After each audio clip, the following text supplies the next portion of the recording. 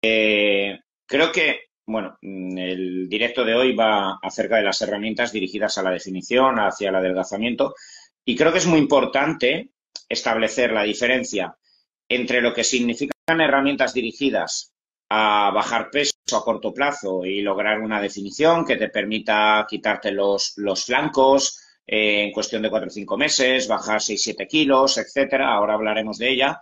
Pero realmente la condición sine qua non que a largo plazo nos va a permitir que nuestra predisposición a acumular grasa abdominal sea menor, que no tengamos efecto rebote, que cuando nos saltamos la dieta durante 2 3 meses enseguida podamos bajar rápidamente el peso, ¿vale? Y que debería ser el foco principal de un nutricionista, de un médico deportivo, un médico integrativo, que debería ser el foco principal de un padre que quiere que sus hijos a largo plazo, cuando ya sean mayores, tengan un seguro de vida porque no tienen predisposición a engordar, etcétera, es tener una, como bien has dicho antes, una buena tasa metabólica Y eso basal. te lo Háblanos de qué es la tasa metabólica basal y de qué depende principalmente, que ya sé lo que me vas a de la responder. masa muscular que tú tengas, porque al final es lo que más energía gasta en reposo.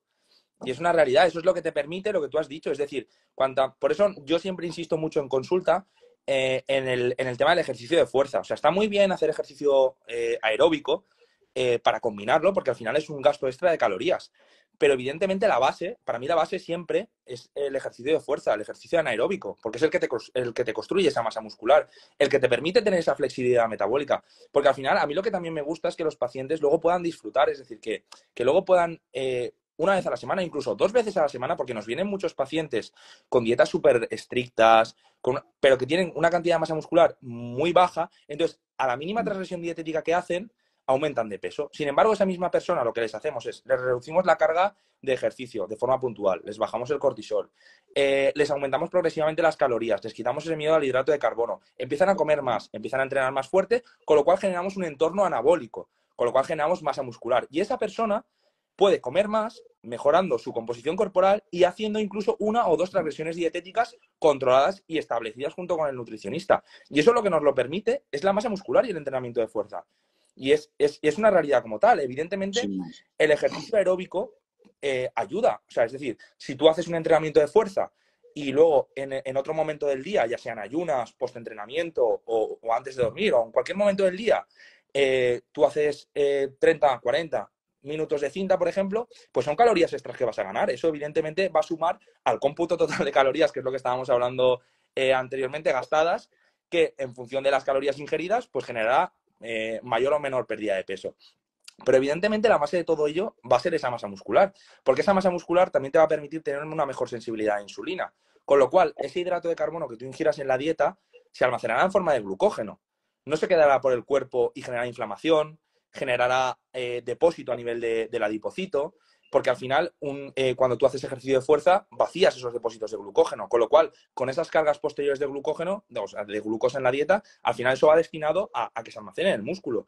Cuanto más músculo tengas, más GLUT4, más transportadores vas a tener. Es decir, de hecho, la insulina requiere de estos transportadores GLUT4 para que la glucosa entre dentro de las células, que es el principal problema que tienen los pacientes diabéticos. De hecho, ¿cuántos pacientes diabéticos en los tipo 2? Porque los tipo 1, en ese sentido, al final no es que haya resistencia a la insulina, es que hay déficit de la producción endógena de Y hay insulina por parte del páncreas. resistencia, y Pero hay hay también resistencia a la insulina. también, de hecho, mira, justo ayer lo comentaste en el grupo que tenemos y había leído yo hacía unos días un estudio que se llama metformina, porque de hecho la metformina o Y baja berberina mucho la cantidad de iba a necesidad de bajar insulina la exógena cantidad de y baja la insulina. inflamación sistémica y la supervivencia del diabético Exacto, tipo 1.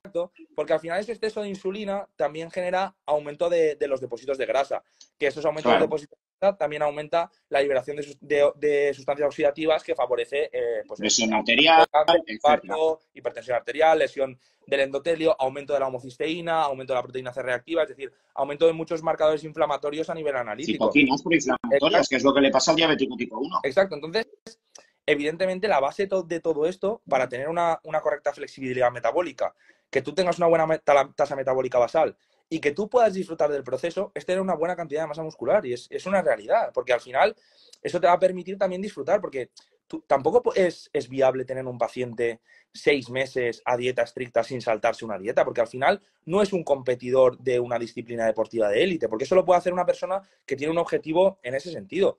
Pero a una persona de 40, 50, 60 años que lo único que quiere es sentirse bien, mejorar sus parámetros analíticos y que físicamente se le vea mejor cuando va a la playa, sin unos objetivos estéticos demasiado grandes, no es necesario tampoco que esté tan estricto. De hecho, intentamos evitar que los pacientes tengan porque al final generamos trastornos de la conducta alimenticia y miedos a comer cierto tipo de alimento. Tampoco hay que demonizar ningún tipo de alimento. Es decir, un alimento como, bueno, una comida como puede ser una paella o un cocido o una hamburguesa o una pizza, pueden incluirse dentro de una dieta para perder peso, siempre y cuando se incluya en el cómputo total semanal de calorías. Mientras entre dentro de ese cómputo total semanal de calorías y la persona tenga una buena sensibilidad a la insulina y tenga una buena masa muscular que lo sustente, va a poder disfrutar y va a hacer que el proceso sea más ameno.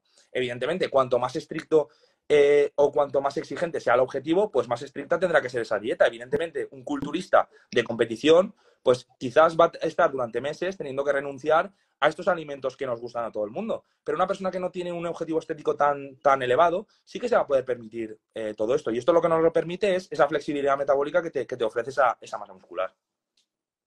Claro, esto ahora entraremos en las herramientas agudas o las herramientas que podemos utilizar a corto plazo, pero es crucial. Es crucial que entendáis, ¿vale? Que es muy bonito decir, oye, en 4 meses me quiero poner así, de cara a verano quiero ponerme allá, en 3 meses tengo la boda de mi hija o tengo el viaje con mis amigas y quiero estar más guapa que nunca y me voy a poner a dieta.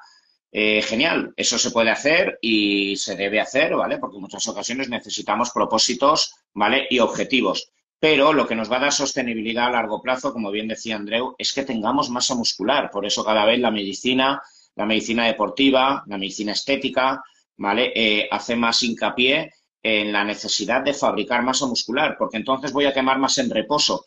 ¿Y qué ocurre por desgracia? Yo esto lo he vivido mucho, ¿vale?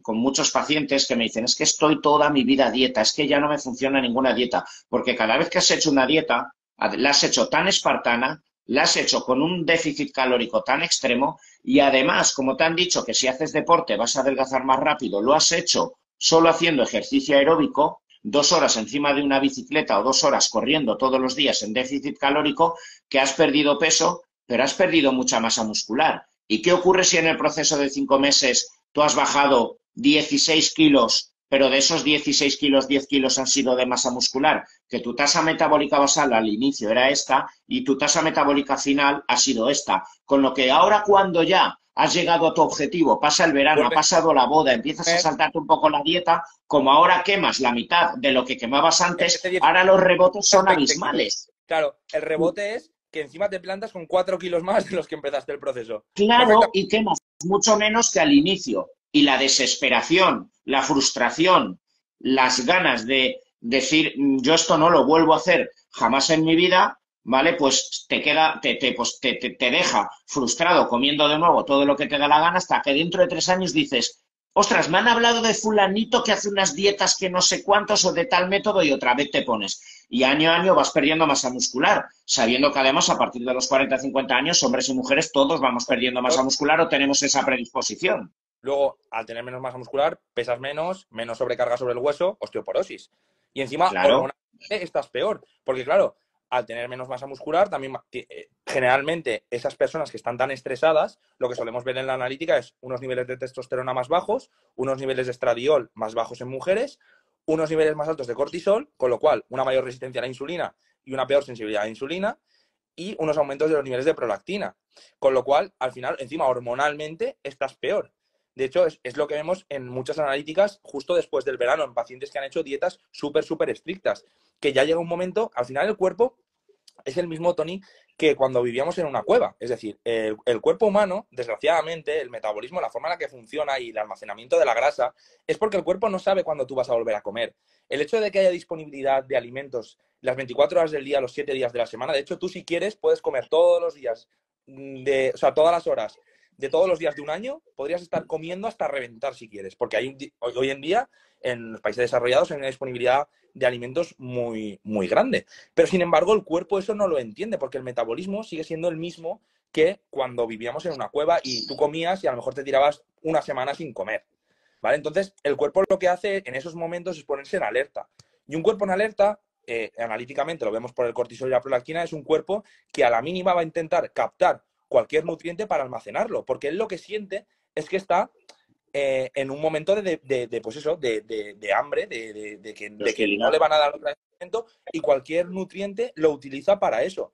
Evidentemente, si tú tienes masa muscular, eso te va a permitir que cuando tú ingieras alimentos, ingieras glucosa, vaya primero a hacer una reposición de los depósitos de glucógeno muscular o incluso hepáticos.